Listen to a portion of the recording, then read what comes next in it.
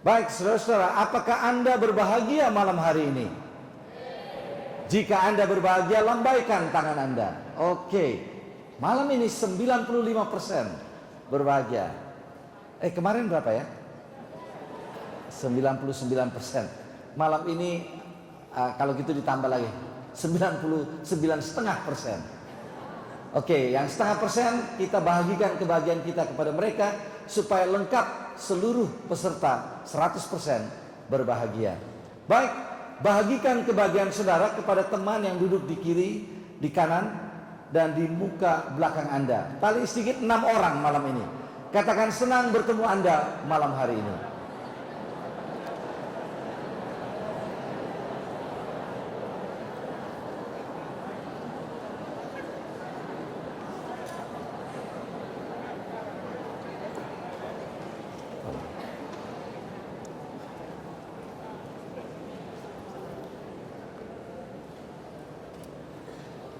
Baiklah, saya senang mempunyai hadirin yang berbahagia dan bersahabat. Pertahankan terus persahabatan kita dari kemarin malam sampai malam ini dan diteruskan sampai berakhirnya KKR ini. Berapa banyak dari saudara yang hadir malam ini hadir kemarin malam? Boleh saya lihat tangan saudara? Oh, bagus, puji Tuhan, terima kasih. Berapa yang baru hadir malam ini? Boleh saya lihat? Tidak kalah banyak. Di mana saudara kemarin malam? Kami tunggu-tunggu kehadiran saudara kemarin malam. Baik, terima kasih karena saudara sudah hadir malam hari ini. Saya sudah katakan, kalau sampai dari 6 seri pelajaran kita sepanjang KKR mengungkap kebenaran hakiki ini, saudara berniat untuk absen 1 kali, jadi mau hadir hanya 5 kali saja, maka yang 1 kali itu harusnya kemarin malam. Berarti 4 malam ke depan Anda akan terus hadir. Dan saya rindu untuk terus bertemu dengan Anda, belajar firman Tuhan dan mencari tahu kehendaknya, mencari tahu rencana-rencananya bagi kita. Jangan ada absen. Baik, adakah yang berulang tahun malam hari ini?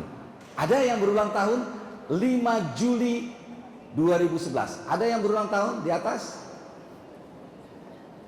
Di bawah? Oh, ada seorang ibu di sini berulang tahun. Pendeta Jackie Runtuh. Kita ingin memberikan kepada ibu ini sebuah kenang-kenangan, penghargaan, karena di hari ulang tahun yang istimewa ini seharusnya bisa berpesta dengan keluarga, tapi ibu ini telah datang ke tempat ini merayakan pesta ulang tahunnya bersama dengan semua umat Tuhan, belajar firman-Nya. Baik, Pendeta Jackie Runtuh, di mana bawa-bawa? Pendeta, ada ibu yang berulang tahun, kita berikan sebuah kenang-kenangan kepadanya. Oke, sambil menunggu Pendeta Jackie akan menghampiri ibu dengan kenang-kenangan dari panitia, kita berikan tepukan yang hangat untuk ibu ini.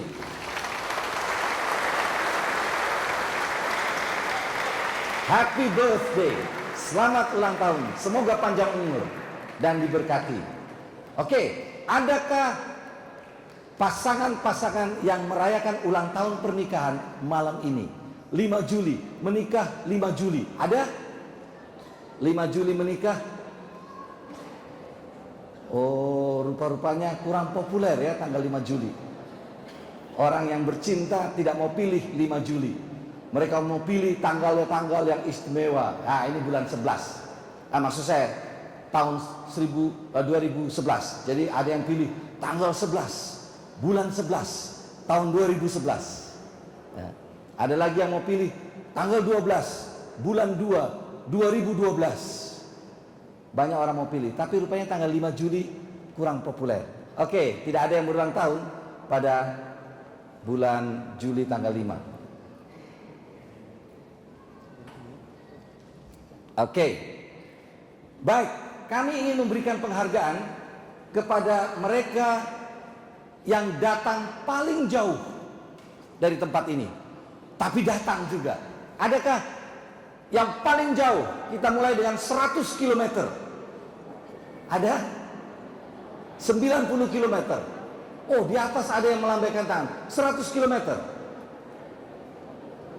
Oh tidak katanya. Ada yang datang, oh di sini dua orang ibu angkat tangan 100 kilometer. Bapak di sini pun juga 100 kilometer. Pendeta, tolong bagikan kenang-kenangan kepada mereka yang 100 kilometer jaraknya datang kemari. Artinya jarak tidak jadi masalah. Yang penting belajar firman Tuhan. Oke, nanti ibu dua di atas akan dapat juga pendeta Jackie Runtuh. Ibu dua di atas perlu juga. Apakah sudah ada panitia? Oke, pendeta Sagala, tolong berikan penghargaan kepada dua orang ibu yang datang jauh-jauh itu di ujung sana. Iya, terima kasih. Oke, satu lagi. Kami ingin untuk membagikan berkat-berkat dari panitia. Adakah yang sebelum datang kemari agak pening-pening kepala? Lalu saudara berencana untuk tidak mau hadir malam ini. Tetapi saudara katakan, pening atau tidak pening, saya akan hadir. Lalu saudara dapati, saudara duduk di antara hadirin. Saudara hadir malam ini. Ada yang pening-pening di sana. Oke, 1, 2, 3, 4, 5, 6. Ada di atas juga yang pening-pening tadi. 7, 8, 9, 10, 11. Pendeta Jackie 11 orang.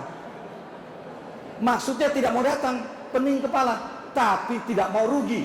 Mereka datang, berikan penghargaan. Pendeta Sagala, berikan penghargaan kepada mereka.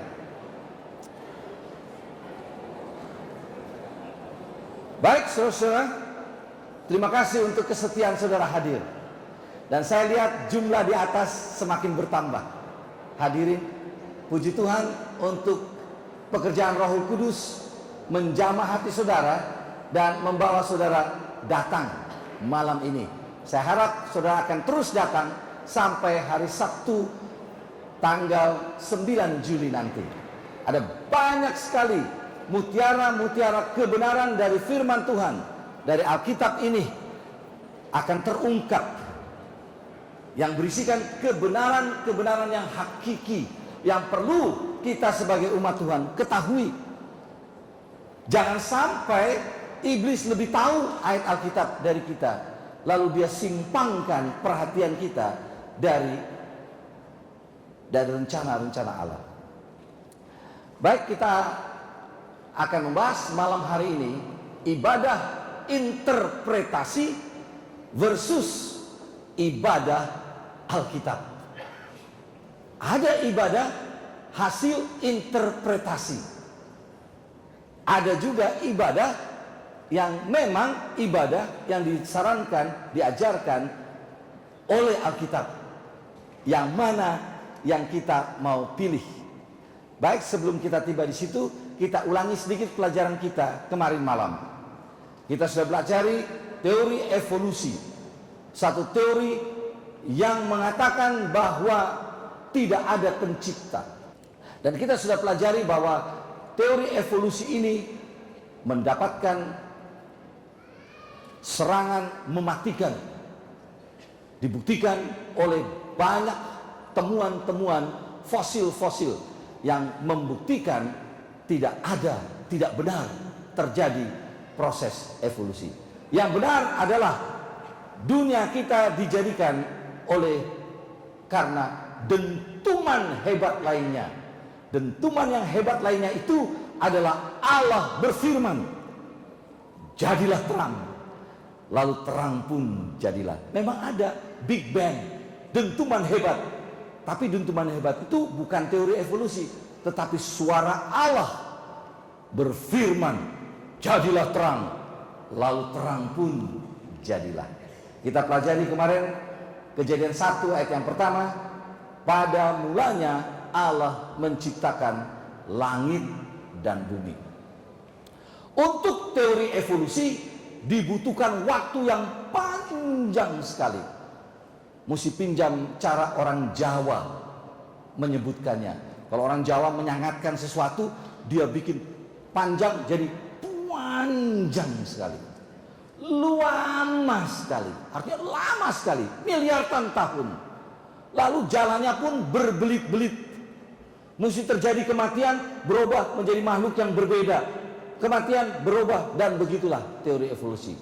Kalau penciptaan tidak dibutuhkan waktu yang panjang. Allah berfirman, jadilah. Lalu Allah tidak kasih, setelah dia berfirman, jadilah terang.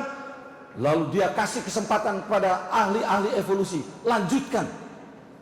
Lalu orang evolusi katakan, begitu disebutkan jadilah terang, bermiliar-miliar tahun kemudian muncul terang. Kira-kira saudara percaya kalau Allah berfirman jadilah terang, lalu menunggu 1 miliar tahun baru terang jadi? Allah tidak membutuhkan waktu yang lama. Begitu dia berfirman jadilah terang, kun fayakun, jadilah, maka jadilah demikian. Terang pun jadilah, hanya dengan cara bagaimana dunia dijadikan. Kemarin kita pelajari Mazmur 148 ayat yang kelima, sebab dia memberi perintah maka semuanya tercipta.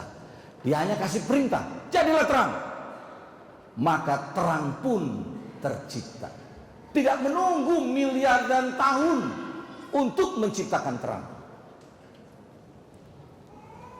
Setelah 6 hari penciptaan, Alkitab mencatat, penciptaan itu dicatat dalam Kejadian Fatsal yang pertama, buku yang dituliskan oleh Nabi Musa lewat ilham Rohul Kudus Tuhan.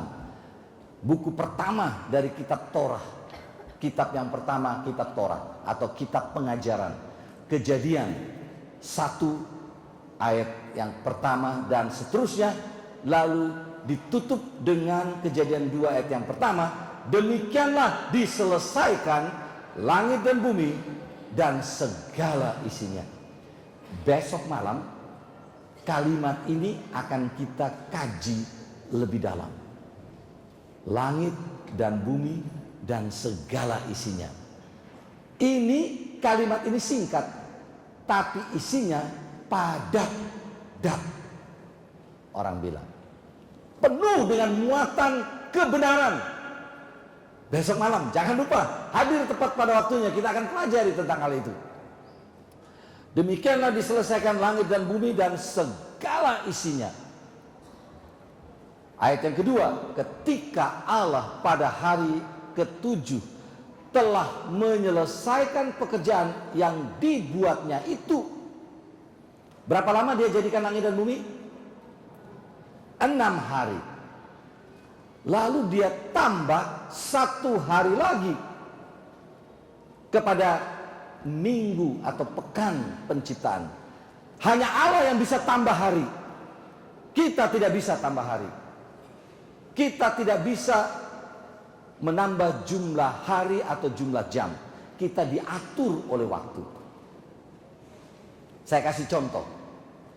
Misalkan Anda ingin terbang ke Singapura. Jadwal perjalanan Anda pukul 8 malam. Sudah jam 7 masih di rumah. Masih packing barang. Padahal jarak dari rumah ke airport itu 1 jam. Anda sudah kalang kabut. Aduh, sudah terlambat ini, pasti ditinggal pesawat. Lalu Anda katakan, gampang. Saya putar saja jam saya ini mundur 2 jam. Jadi jam 5. Apakah jam di airport, apakah jam di kapal terbang turut mundur 2 jam? Tidak. Jam Anda saja yang pukul 5. Anda berangkat, tiba di sana sudah ditinggal. Goodbye. Selamat tinggal. Tidak bisa kita robah jam, merubah waktu, menambah waktu. Atau saya beberapa kali harus tinggal transit di satu airport sampai 10 jam. Pernah 15 jam menunggu connecting flight yang berikutnya. Lalu saya pikir, aduh lama sekali ya menunggu waktu ini. 15 jam. Oke, saya percepat jam saya. Lalu saya putar. Saya percepat 10 jam. Sehingga tinggal 2 jam sudah mau terbang. Atau 5 jam lagi sudah mau terbang. Kira-kira jam pesawat turut juga maju? Tidak. Ya Anda saja yang maju. Datang ke sana masih tunggu lagi. Berjam-jam. Kita berada dalam dimensi waktu, tapi kita tidak berkuasa menambah waktu atau memundurkan waktu. Yang hanya bisa punya kuasa memajukan atau menambah atau mengurangi kalau perlu waktu hanya Sang Pencipta. Allah saja yang bisa melakukan hal itu. Kita tidak bisa. Yang kita bisa buat adalah mengatur waktu kita, bikin appointment. Oke, sampai jumpa nanti jam sekian. Saudara harus atur, saya harus begitu. Saya harus pasang, saya punya alarm 2 jam sebelum appointment supaya saya diingatkan. Atau kalau ada ulang tahun, saya sudah pasang, saya punya alarm, ingatkan, minggu depan ulang tahun si ini, minggu depan ulang tahun istri saya. Harus ingat, hati-hati nggak ingat ulang tahun istri, bisa uring-uringan istri ya. Pernah alami? Ya, oke. Nah, Allah setelah 6 hari menciptakan, Dia tambah 1 keping waktu lagi. Panjang dari keping waktu itu sama dengan hari-hari sebelumnya. Sama, 24 jam. Hari yang ke-7. Pada hari yang ke-7, Allah menyelesaikan pekerjaan yang dibuatnya itu. Berhentilah Ia. Jadi Pak Hutauruk, Dia berhenti. Setelah itu Ia berhenti dari pekerjaan yang telah dibuatnya. Kita lanjutkan ayat yang ketiga. Lalu Allah memberkati hari ke-7 itu dan menguduskannya. Karena pada hari itulah Ia berhenti dari segala pekerjaan yang telah dibuatnya itu. Saya punya monitor di sini tidak menyala. Apakah layar di situ bisa dilihat gambarnya? Bagaimana di sebelah sini juga bisa lihat? Di sini bisa terbaca? Oke. Baik. Jadi Allah di hari yang ke-7 itu Dia berhenti. Kenapa Dia berhenti? Kenapa? Bukan karena Dia letih. Bukan karena Dia lelah. Bukan karena Dia mengalami 4L. Letih, lelah, lesu, loyo. Allah kita adalah Allah penjaga kita yang tidak pernah tertidur. Allah kita tidak pernah jadi lemah. Allah kita tidak pernah loyo. Allah kita Allah yang perkasa, penuh dengan kuasa. Kenapa Dia berhenti? Karena pekerjaan penciptaan sudah selesai. Ada orang yang bilang Allah sampai sekarang masih mencipta. Karena mereka katakan 1 hari itu sama dengan 1000 tahun. Jadi kalau 6 hari penciptaan sama dengan 6000 tahun. Jadi sekarang kita ini berada pada tahun yang ke-7000. Itu penafsiran orang Jawa bilang amburadul. Karena penciptaan itu hari Yom. Yom disebutkan di dalam bahasa Ibrani. Sama juga dengan bahasa Arabnya. Yom artinya hari yang 24 jam. Bukan 1000 tahun. Coba bayangkan siang hari 500 tahun. Karena kalau dibilang 1 hari sama dengan 1000 tahun, berarti siangnya 500 tahun. Di mana ada tumbuhan yang bisa bertahan hidup disinari matahari 500 tahun terus menerus? Tidak mungkin. Lalu malam harinya 500 tahun gelap, dingin 500 tahun. Di mana ada kehidupan yang bisa bertahan di dalam suasana dingin 500 tahun? Inilah penafsiran penyimpangan kitab suci. Yang betul hari penciptaan Yom itu 24 jam. Petang dan pagi. Oke, kita teruskan. Allah kemudian melembagakan hari peringatan penciptaan. Lalu Ia kemudian melembagakan hari ibadah kepadanya, mengenang karya ciptanya yang menjadikan langit dan bumi selama 6 hari.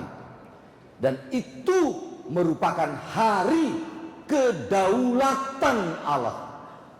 Hari kedaulatannya, hari istimewanya, hari besarnya. Bahkan kemudian nanti dia lembagakan itu menjadi jati dirinya. Identitas Allah membedakan dirinya dari ilah-ilah objek sembahan manusia. Allah pencipta. Apa yang dia ciptakan? Langit dan bumi dan segala isinya. Oh, dahsyat.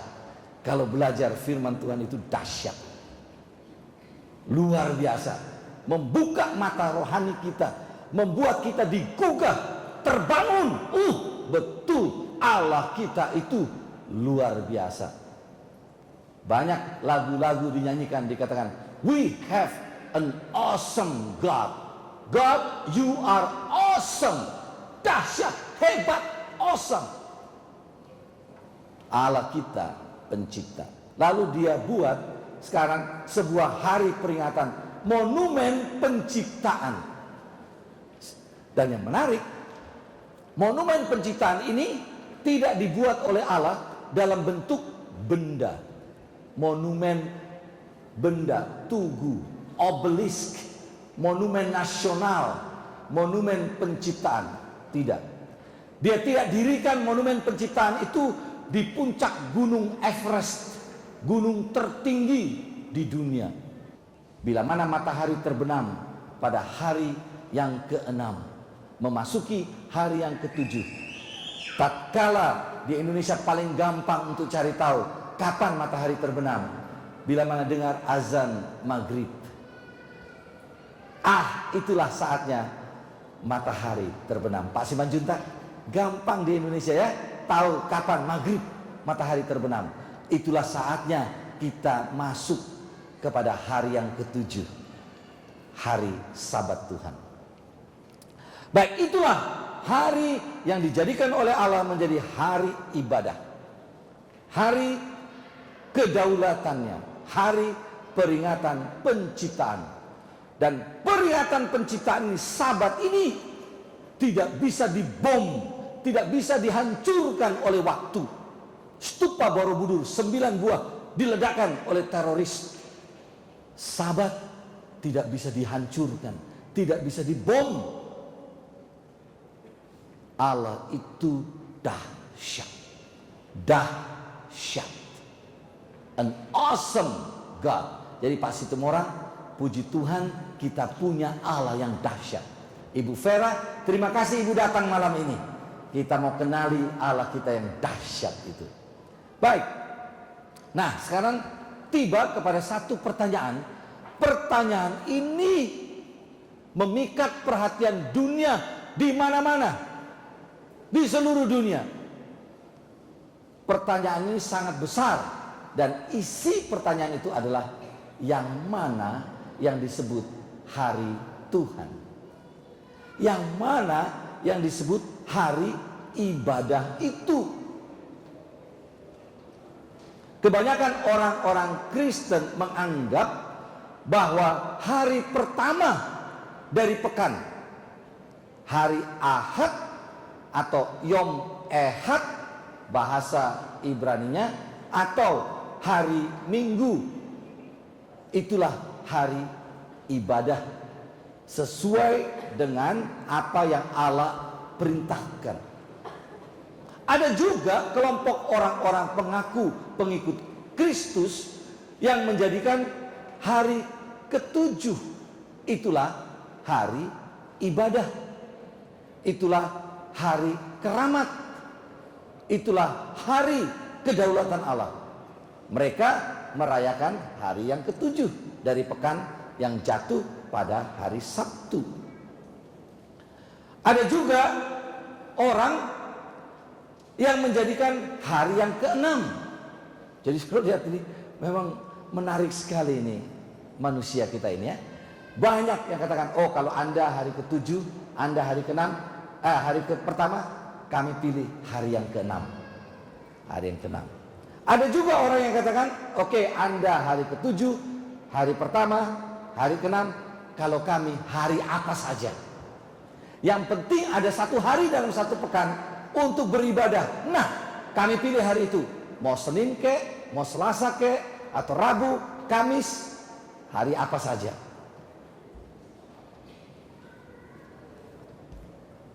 Saya tidak mau pasang di sini kalender-kalender yang pernah saya kasih tunjuk beberapa tahun yang lalu. Jadi saya tulis saja begini. Nah, apa kesaksian Yesus tentang hari Sabat? Ini menarik sekali karena ada beberapa orang atau cukup banyak orang yang memberi alasan kenapa mereka tidak memelihara hari Sabat.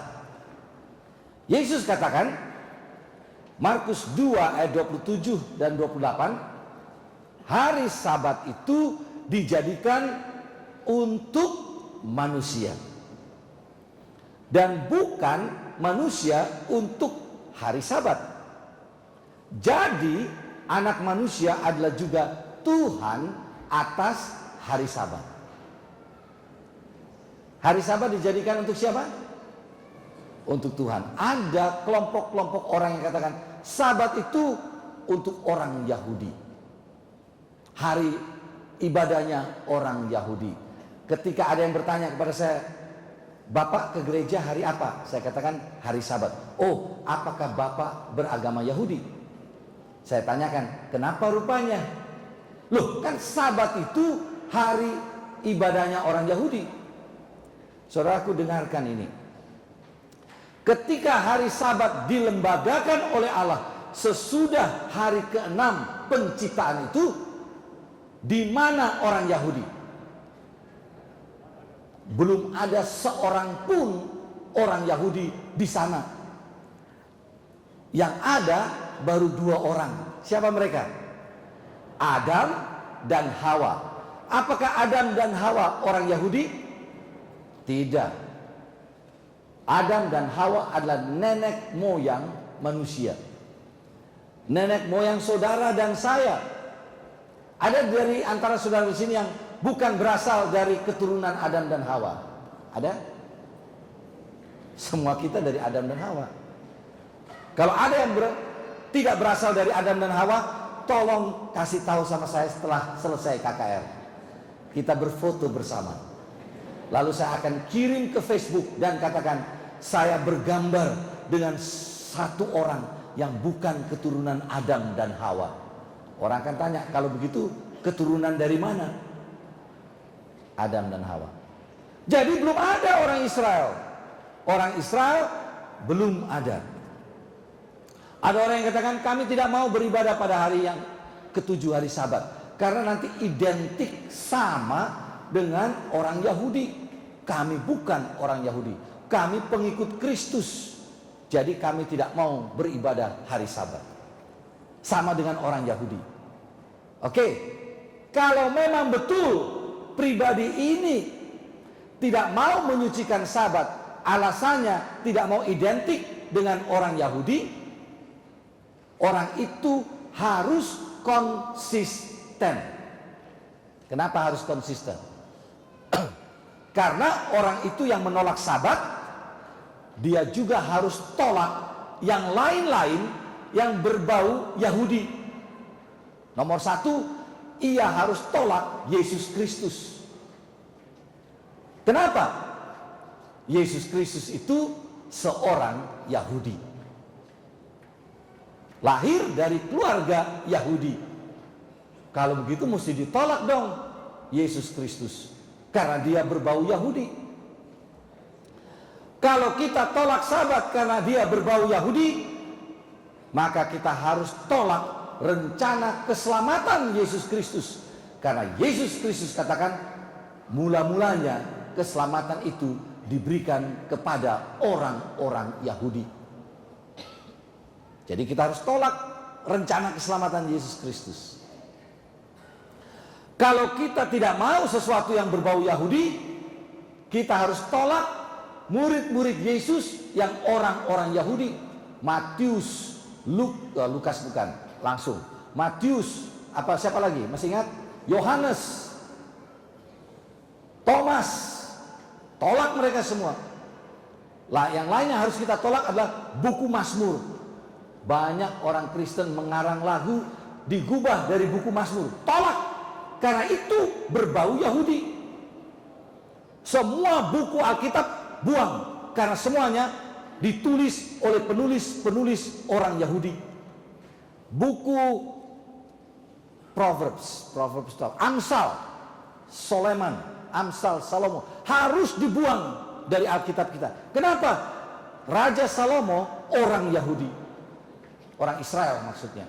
Tolak juga semua Mazmur yang ditulis oleh Raja Daud, karena dia raja orang Israel. Saudara lihat bagaimana dampaknya kalau kita katakan Sabat itu hari ibadah orang Yahudi. Yesus katakan Sabat diadakan untuk manusia. Saya mau tanya, apakah orang Amerika itu manusia? Manusia? Kalau begitu, Sabat untuk orang Amerika. Bagaimana dengan orang Eropa? Manusia juga? Iya, Sabat untuk orang Eropa. Bagaimana dengan orang Afrika? Mereka juga manusia. Kalau begitu Sabat untuk mereka juga. Bagaimana dengan orang Asia? Oke. Bagaimana dengan orang Indonesia? Pak Sri Moran, Halak Hitam, semua manusia. Jolma, ya, manusia. Sabat untuk Halak Hitam, Sabat untuk orang Jawa, orang Sunda, untuk orang Ambon, Manado, Timor, Papua, apalagi orang Madura. Pak SBY, Sabat untuk Pak SBY. Menteri-menteri, untuk gubernur Pak Fauzi Bowo, Sabat untuk Bapak Gubernur. Karena Sabat, kata Yesus, diadakan untuk manusia. Dan anak manusia, yaitu dirinya sendiri, Yesus Kristus, adalah juga Tuhan atas hari Sabat. Kalau begitu, hari Tuhan itu hari apa? Tidak bisa hari Tuhan dikenakan kepada hari yang lain selain hari Sabat. Karena Yesus katakan Sabat diadakan untuk manusia. Anak manusia adalah juga Tuhan atas hari Sabat. Kalau begitu, kalau disebut mari kita pergi beribadah di hari Tuhan, hari apa itu? Hari Sabat. Hari yang ketujuh. Baik, mari kita lihat fakta tentang hari Sabat. Sabat itu disebut sebagai Sabat Tuhan Allahmu. Tidak pernah Sabat dikatakan Sabat itu adalah Sabat Adam, Sabat Abraham, Sabat Nuh. Mari kita menyembah Sabat Daud, Sabat Salomo, Sabat Yesaya, Sabat Matius, Sabat Markus. Tidak pernah di dalam Alkitab dituliskan Sabat itu milik para bapak, milik para imam, milik para nabi. Sabat itu adalah Sabat Tuhan Allahmu. Berarti Sabat itu milik siapa? Milik Allah. Sabat bukanlah milik manusia. Sabat bukan milik Misah. Sabat bukan milik Situmorang. Sabat bukan milik perangin-angin. Sabat bukan milik runtuh atau sagala. Sabat itu milik Tuhan. Jadi saudari Doli, Sabat itu milik Allah. Sabat dijadikan Itoku Wasti dari Amerika. Sabat dijadikan untuk manusia dan menjadi faedah baginya. Bila mana tiba hari Sabat, rasanya, oh Tuhan, terima kasih.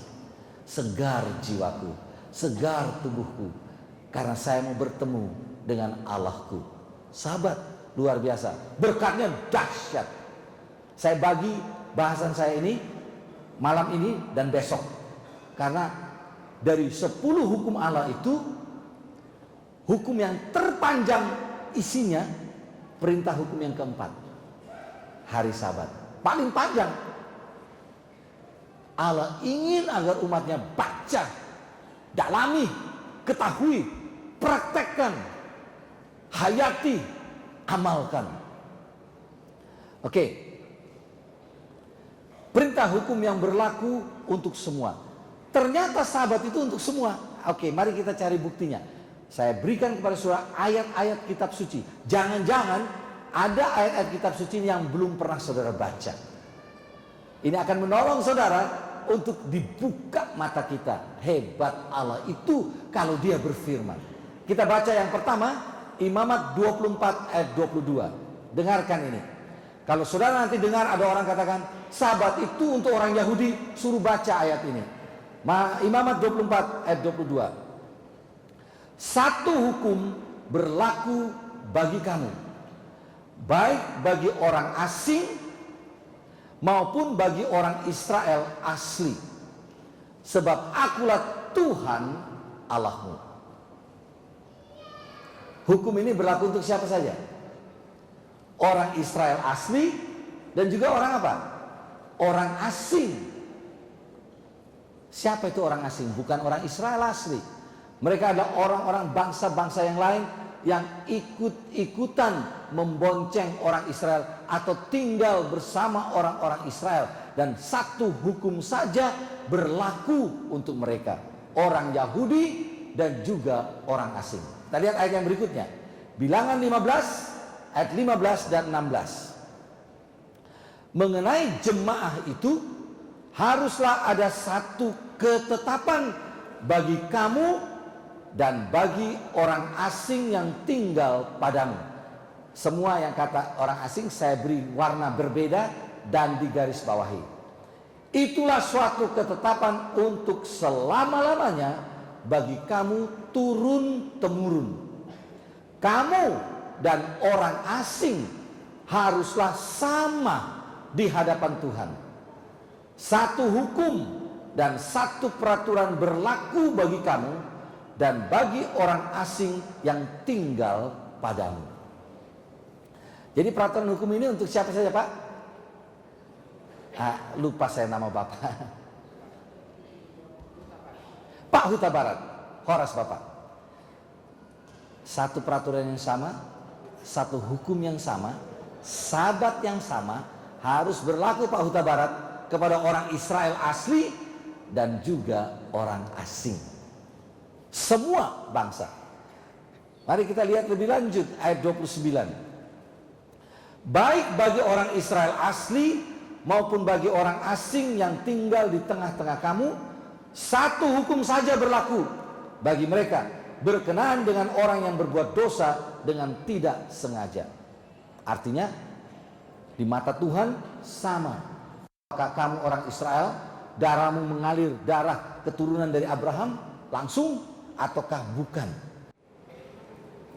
Ada orang yang bilang gini, tapi pendeta, kan kalau kita memelihara atau masuk ke gereja pada hari pertama dari minggu, kan kami ingin untuk merayakan kebangkitan Yesus. Itu hari kemenangan. Jadi kami memelihara hari pertama, hari kebangkitan, hari kemenangan Yesus.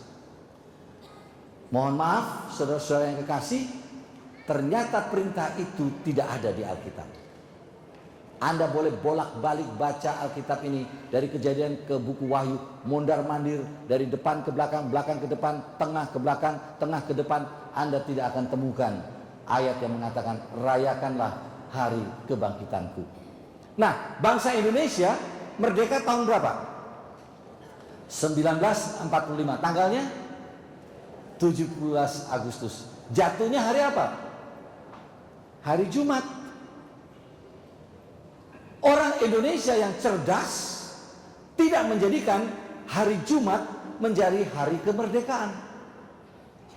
Kebetulan 17 Agustus jatuh hari Jumat, lalu kita kemudian menyanyikan lagu Hari Jumat, itulah hari kemerdekaan kita. Hari Jumat jadi hari kemerdekaan. Lalu setiap hari Jumat kita rayakan hari kemerdekaan. Begitu? Tidak. Berapa kali dalam setahun kita rayakan hari kemerdekaan itu? Satu kali saja. Tanggal berapa? 17 Agustus. Dan 17 Agustus bisa jatuh di hari yang berbeda-beda. Jadi kita merayakannya 17 Agustus, bukan hari Jumatnya langsung menjadi hari kemerdekaan. Begitu juga dengan hari kebangkitan Yesus. Hari kebangkitan Yesus itu bukanlah hari waktu dia bangkit lalu kita jadikan hari raya, hari besar-besaran, lalu itu yang kita rayakan setiap minggu. Kalau mau merayakan hari kebangkitan Yesus ada dua cara.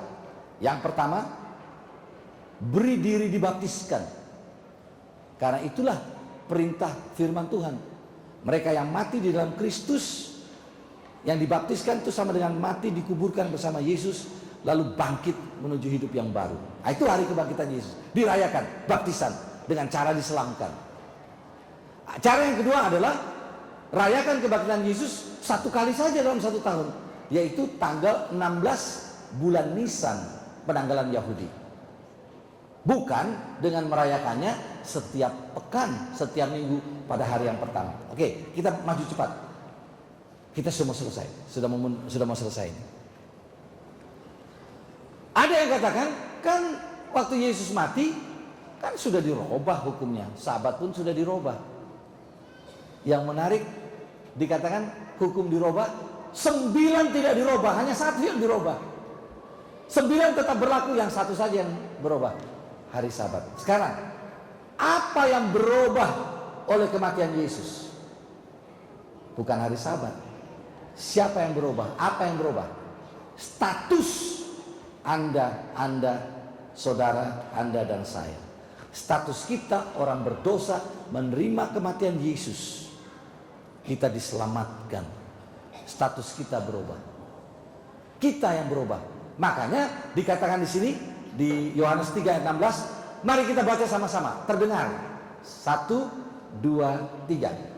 Karena begitu besar kasih Allah akan dunia ini, sehingga ia telah mengaruniakan anaknya yang tunggal, supaya setiap orang yang percaya kepadanya tidak binasa, melainkan beroleh hidup yang kekal.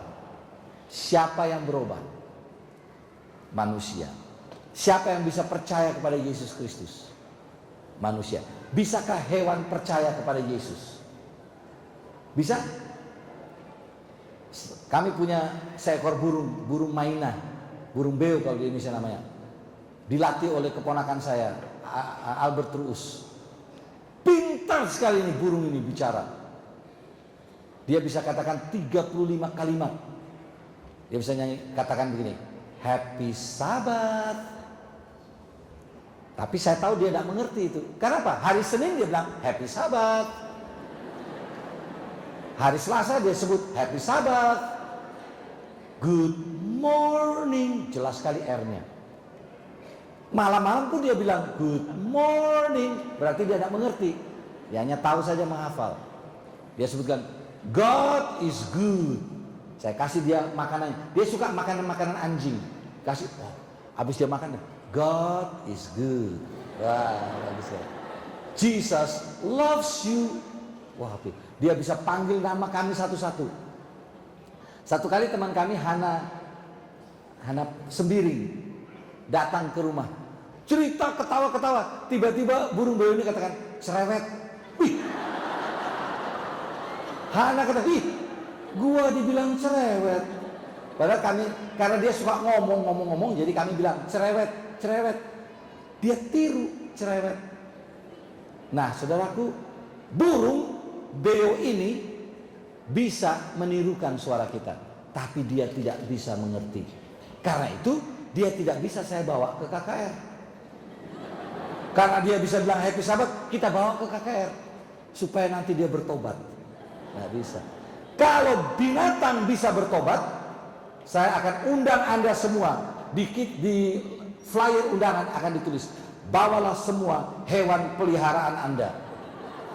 Pasti penuh di sini, anjing, kucing, ayam, tikus kalau ada tikus putih, kambing, domba, semua datang sini.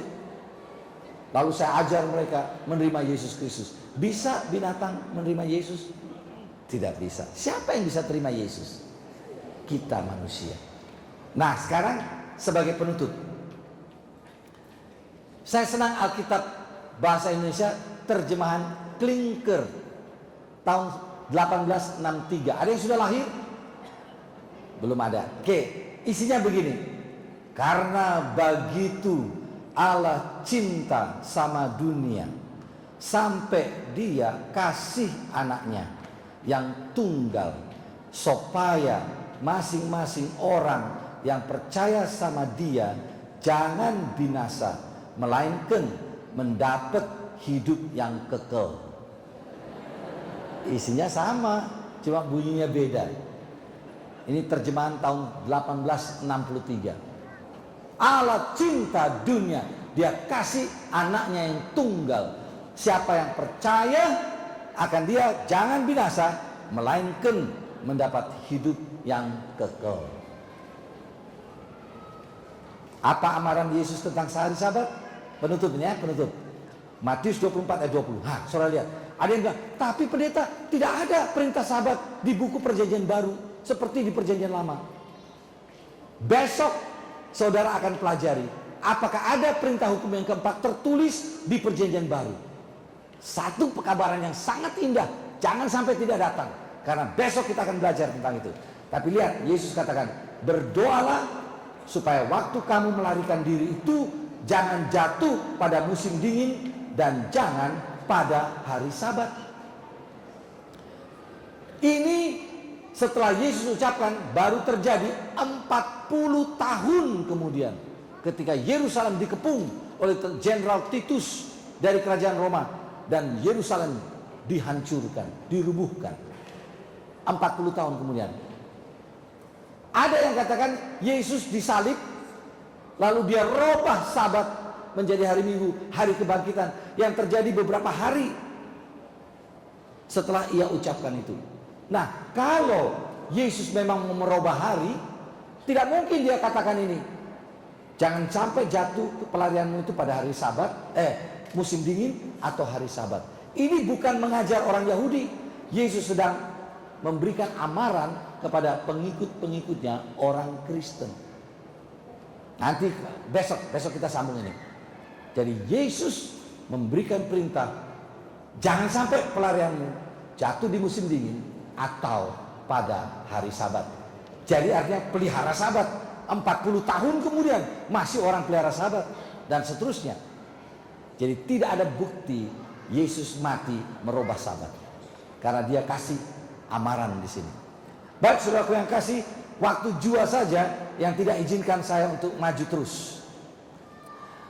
Kita sudah tiba pada penghujung acara kita. Ada dua jenis ibadah. Ibadah interpretasi atau ibadah Alkitab. Di mana saudara mau berdiri? Di mana saudara mau memilih? Mau ikuti ibadah interpretasi ataukah ibadah Alkitab yang Yesus ajarkan?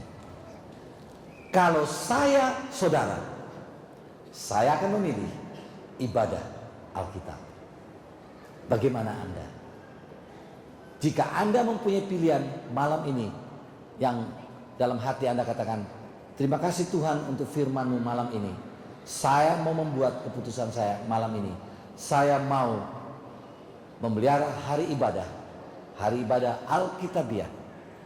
Hari Sabat, hari yang ketujuh, jatuh pada hari Sabtu. Saya mau meninggikan Allah. Saya tidak mau menista Allah. Saya mau masyurkan, muliakan Dia. Dan kalau itulah keputusan saudara malam hari ini, saya undang saudara berdiri dimanapun saudara berada.